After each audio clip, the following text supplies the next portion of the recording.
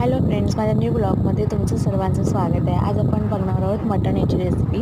इथे मी मटण स्वच्छ धुवून घेतलं आहे। मोठे पीस होते तर मी थोडे बारके करून घेतले। त्यानंतर इथे मी उभा चिरलेला कांदा, दही घेतला आहे। मटण इथे मी आता कुकरमध्ये शिजवणार आहे 5-6 शिट्ट्या काढून। त्यानंतर इथे मी दही टाकते 2 चमचे। त्यानंतर आलं लसूणची पेस्ट ॲड करते आणि हा मसाला आहे तो मी याच्यामध्ये ॲड करते। याच्यामध्ये दुसरा आपल्याला मसाला ॲड करायची गरज नाही आहे। तर आता इथे मी सगळं मिक्स करून घेते। थोडंसं पाणी आणि चवीपुरतं मीठ टाकून आपल्याला हे कुकरला 6 शिट्ट्या काढून घ्यायचे।